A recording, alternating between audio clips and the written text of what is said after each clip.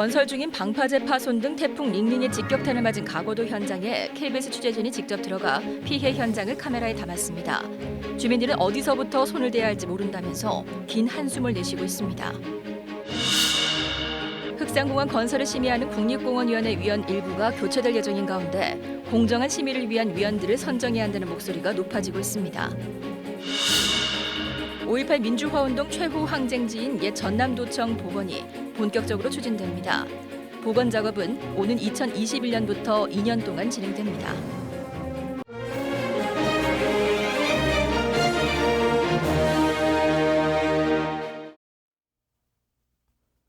목포에서 전해드립니다.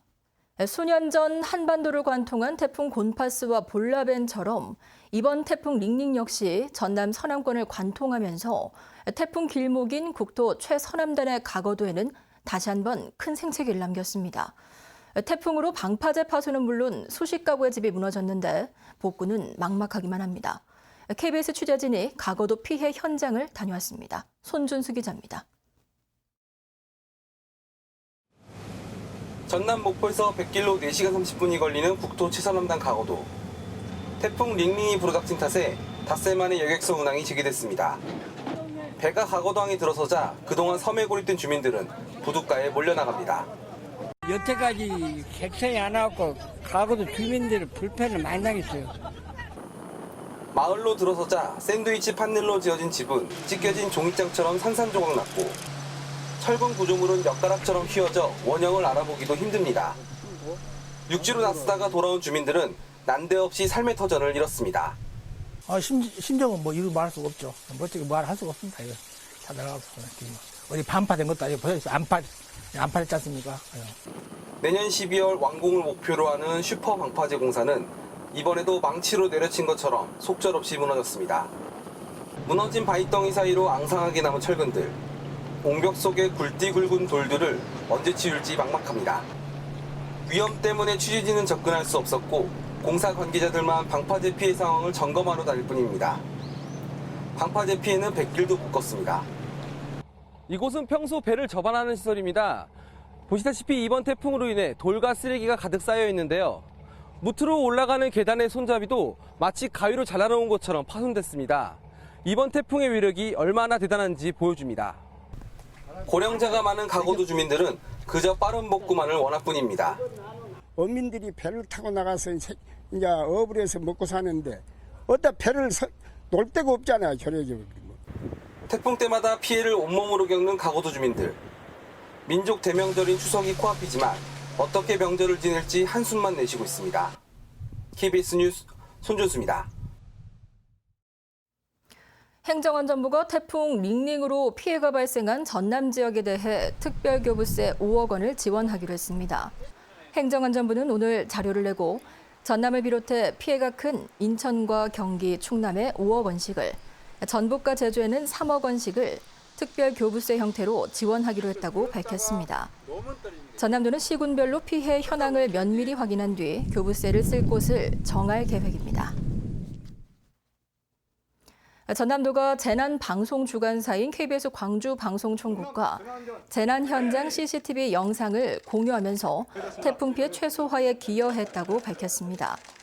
전남도는 태풍 링링이 전남 지역을 통과하기 전부터 재난 위험 지역에 설치된 재난안전 CCTV 영상을 KBS 광주방송총국에 실시간으로 제공했고 KBS는 이 CCTV 영상을 실시간으로 활용해 태풍 피해 경고와 안전유지 방송에 힘을 쏟았습니다.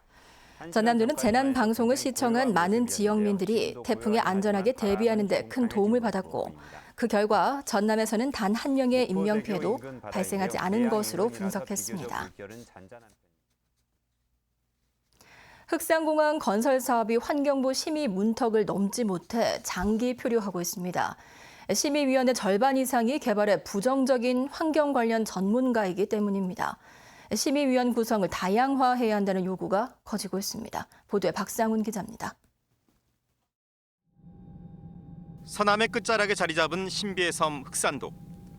목포에서 100길로 2시간 거리인 이곳에 공항을 건설하는 방안이 국가 사업으로 추진되고 있습니다. 정부는 착공비 명목으로 국비 50억 원을 내년 예산안에 반영했습니다. 그러나 실제로 이 돈을 집행할 수 있을지 미지수입니다.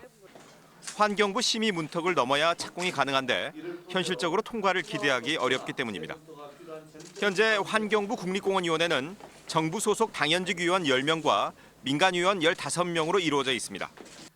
전체 과반수가 넘는 민간위원 15명이 국립공원 내 대규모 시설을 설치하는 데 부정적인 환경 관련 시민단체와 전문가로 채워져 있습니다. 이 때문에 민간위원회 구성을 다양화해야 한다는 지적이 일고 있습니다. 현행 자연환경법은 국립공원 심의위원회를 환경 관련 전문가 중심으로 구성하도록 자격 요건을 제한하고 있습니다. 그럼 방지 쪽에서도 산사태에 대해서 위험성이 있는 건가도 알아봐야 되고 또 그것도 도시계획이니까 도시계획 분야도 들어가야 되고 그런 구성 인원들이 다양화가 돼야지 그럼 흑산공원뿐만이 아니고 어디든지 심의하는데 충실한 심의가 되지 않을까 저는 그렇게 생각하고 있습니다. 지난 2016년 10월 환경부에 심의를 요청한 이후 3년째 진척이 없는 흑산공원 건설 사업. 다양한 목소리를 반영할 수 있는 심의위원회 재구성을 통해 전환점을 맞길 바라는 목소리가 커지고 있습니다. KBS 뉴스 박상훈입니다. 5.18 민주화운동 최후 항쟁지인 옛 전남도청의 복원이 본격적으로 추진됩니다. 오늘 문화체육관광부의 복원 전담팀이 현판식을 열고 본격적인 활동에 들어갔습니다. 김호 기자의 보도입니다.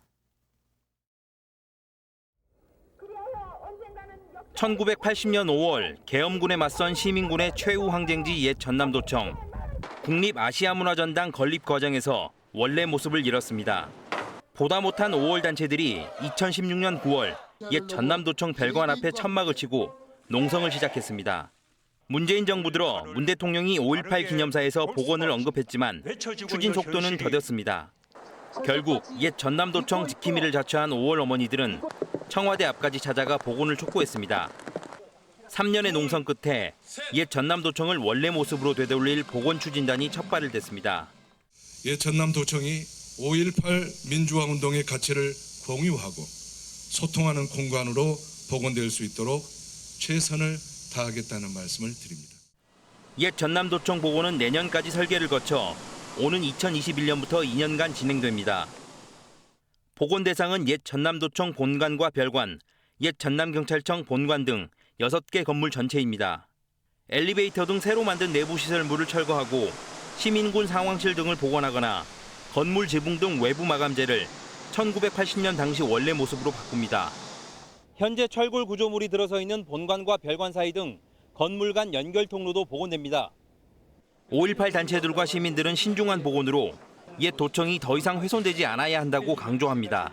정말 빨리빨리 급하게 하지 말고 시간이 조금 더 늦춰지더라도 정말 이번에는 제대로 해서 3년의 기다림 끝에 시작되는 옛 전남도청 복원 사업. 1980년 이후 훼손을 거듭해온 옛 전남도청의 단순한 원형 복원을 넘어 5.18 민주화 운동의 의미를 되살리는 계기가 될 것으로 시민들은 기대하고 있습니다. KBS 뉴스 김호입니다. 목포항에 계류 중이던 여객선 기관실에 물이 차 침몰 위기에 처했다 구조됐습니다. 오늘 오전 9시 반쯤 목포항 여객선 터미널 앞 선착장에서 장기 계류 중이던 여객선이 기관실에 물이 차올라 침몰되려던 것을 목포해경이 출동해 배수 작업을 벌여 구조했습니다. 목포해경은 여객선사의 관계자들이 기관실의 밸브를 잠그지 않아 바닷물이 샌 것으로 보고 정확한 사고 경위를 조사하고 있습니다. 전남 지역에서 고령자 운전면허증 반납이 크게 증가했습니다. 국회 문화체육관광위원회 한선교 의원이 발표한 자료를 보면 올해 전남의 고령 운전자 면허증 반납은 모두 705건으로 지난해 79건에 비해 9배 가까이 증가한 것으로 나타났습니다. 광주 지역도 7배가 증가한 688건으로 집계됐습니다. 전남은 75세 이상 운전자가 면허증을 반납할 경우 10만 원 상당의 교통카드 등을 지급하고 있습니다. 전남 지역의 배 재배 면적이 10년 동안 크게 줄어든 것으로 나타났습니다. 국회 박주현 의원이 농림축산식품부 자료를 분석한 결과 전남의 배 재배 면적이 지난 2009년 4,100헥타르에서 올해는 45% 줄어든 2,200헥타르로 나타났습니다. 감 재배 면적도 전남은 18% 줄어든 5,400헥타르로 집계됐습니다. 박 의원은 지난 10년간 기후변화 등으로 우리 전통 과일이 줄어들고 있다며 소비 촉진 정책을 본격적으로 도입해야 한다고 지적했습니다. 지난 주말 전남 서남권을 휩쓴 태풍 링링으로 전남 지역 39개 학교에서 크고 작은 피해가 발생했습니다.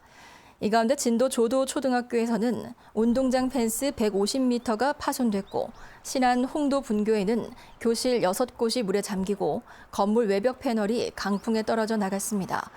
또 일부 학교에는 태양광 가로 등 파손 등이 발생해 현재까지 3억 2천만 원의 재산 피해가 발생했습니다. 목포를 찾는 관광객 10명 가운데 7명이 광주 전남에서 유입된 것으로 나타났습니다. KT가 연구한 자료를 보면 지난해 목포의 관광객 가운데 68%는 광주와 전남에서 찾아왔고 경기 등 수도권은 16%에 그쳤습니다. 소비 지출의 경우 음식 업종이 86%로 가장 컸고 특히 여행지 주요 활동에도 관광객 26%가 맛집 탐방을 한 것으로 집계됐습니다. KT는 이와 관련해 마세도시 목포를 위한 대표 음식 개발은 물론 체류형 관광을 위한 숙박시설 확충을 제안했습니다. 목포시가 현시 금고 운영 약정 기간이 올해 말로 만료됨에 따라 차기 시 금고 운영 금융기관 공모에 나섭니다. 목포시는 이에 따라 오늘과 내일 이틀 동안 제안 신청서를 받아 오는 16일 금고 지정 심의위원회를 열어 최종 시 금고를 선정할 예정입니다. 지금까지 목포였습니다.